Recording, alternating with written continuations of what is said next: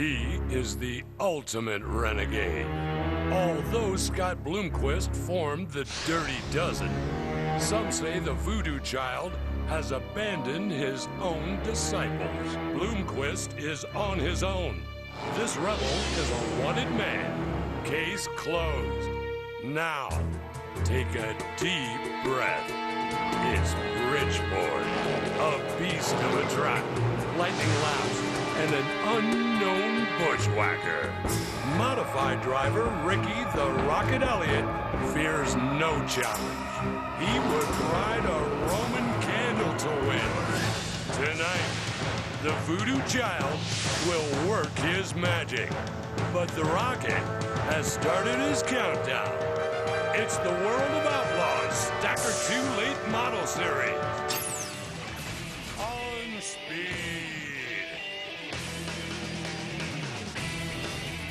This is Bridgeport Speedway in Bridgeport, New Jersey, just across the Delaware River from Philadelphia. Set to host the World of Outlaws Stacker 2 Late Models on speed. It's the YJ Stinger 50.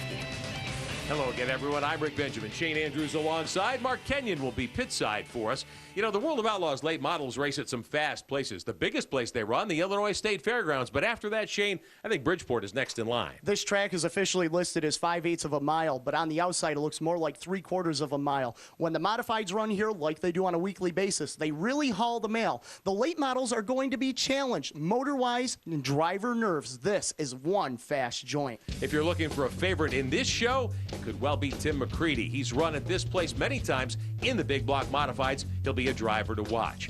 Before we get going, though, let's get you caught up on some recent World of Outlaws late model action. Earlier in the summer, back in the month of June, let's visit Deer Creek Speedway in Spring Valley, Minnesota. The annual Featherlight Gopher 50. Darrell Lanigan out of Kentucky, he was the man all night long. The Bluegrass Bandit, he showed him why he was the bandit. He dominated this race, his first win of the season. Came in the 11th tour race of 2005. Lanigan had the field covered from the time they unloaded. A little later in the month of June, Fulton Speedway in Fulton, New York. Chubb Zilla there in the one car. How about Scott Bloomquist? Bloomer gave him everything he could handle, but Chubb Zilla picked up his first win of the season and a cool $10,000 to go with it. Took him 14 tries to get to victory lane, but Frank out of Pennsylvania was the winner at Fulton. Let's show you how the points stack up now after 14 events. Billy Moyer's at the head of the table. Rick Eckert right there nipping on his heels, only 42 points behind. Steve Francis is in contention. Dale McDowell rounds out the top 6. And the second 6 in the World of Outlaws late model points, McCready and Josh Richards have a good shot at the title. Clint Smith right there in the 9th spot. Shane Clanton sits 12th after missing some races due to injury. And that will set us up to go racing tonight here at Bridgeport in New Jersey. The official pace vehicle for the World of Outlaws Stacker 2 Late Model Tour, that 2005 Humvee from Hummers Gone Wild, helping pack the racetrack. Mark Kenyon, what does the track look like?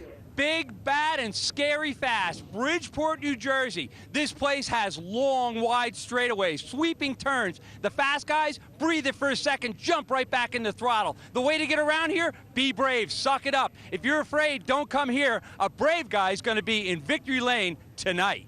Well, who's going to be the bravest of them all? A lot of drivers candidates, including Rick Eckert. How about the Delaware invader, Ricky Elliott? We'll find out when we come back. The World of Outlaws Stacker 2 Late Model Series is brought to you by Stacker 2, the world's strongest fat burner. Advance Auto Parts. We're ready in advance.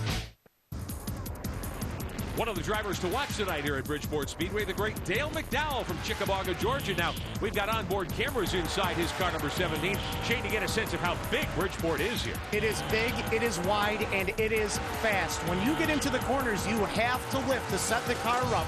Otherwise, you're just going to keep going straight. It is that racy of a place. Just one win so far this season for McDowell, who had 6 victories in the World of Outlaws Stacker 2 Late Model Tour in 2004. Dale McDowell will be a guy to contend with here tonight. Let's recap what happened during the qualifying heats. Heat number 1, 9 cars take the green, 6 will transfer, and you've got some hot shoes in this event. Ricky Elliott, the fast qualifier tonight in that blue number 91. Darrell Lanigan right there with him. Billy Decker's in this one as well.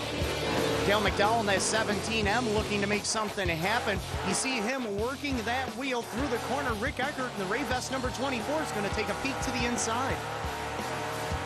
McDowell trying to work his way up through the pack, of course, and get himself a better starting spot in the feature later on. But Ricky Elliott was the dominant player in Heat 1, a 12-car length victory over Darrell Lanigan. Mark Kenyon in victory lane. Talk to Elliott. I think we might have a little bit of advantage here. You know, it's my home track, so it's a real good time to, you know, it's the first time we've ever run a late model here. We practiced one here for 4 laps trying to promote the race for the Outlaw race here about 4 weeks ago, and I knew we were going to like this. Again, a field of 9 drivers. 6 will qualify for the feature. Second qualifying heat. Clint Smith on the outside pole. Shane Clanton with him. You've got Bloomquist in this one as well. Clint Smith also with an onboard camera showing us the fast way around. Here he tries to hold off Chubbzilla, Chubb Frank. Frank and Josh Richards, those 2-1 cars. That's Shane Clanton in the yellow number 25. He had Bloomquist caught on the bottom there briefly, and then Bloomquist found open running room. Bloomquist came to the track late tonight. He had no hot laps, and we're hearing that he may have went to the doctors today. If we get more information, we'll pass that along to you. Clint Smith and Bloomquist side by side. Bloomquist on the gas hard, but this one was all Chubb Frank in the second qualifying heat. Frank goes to victory lane, earns himself a prime starting spot in tonight's main event. Third qualifying heat, 8 cars would answer the call. Tim McCready in this one, John Blankenship in the 23. There's Steve Francis in this field, the Valvoline 15 car. Billy Moyer here as well. Billy Moyer, the current points leader, trying to close in on Tim McCready. McCready has a bit of an advantage. He's been at this track quite a bit with the big block modified. He knows his way around this Bridgeport Speedway. The Sweeteners Plus Grand Prix, easily the winner. Now the B main. All 8 starters will make the field here tonight. Jacobson, Ward, Pouch, and there's the 5 car of Eric Jacobson. He was plenty quick on the bottom. He throws the elbow to Pat Ward. Ward making his second start behind the wheel of that late model.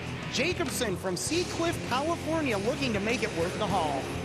Make it worthwhile, he does. The 5 car, an easy winner in the B main tonight here at Bridgeport Speedway in New Jersey. So that sets the field for the upcoming main event tonight. The Dash will be up next. Josh Richards and all the other big stars, the World of Outlaws Stacker 2 late models. We'll be right back.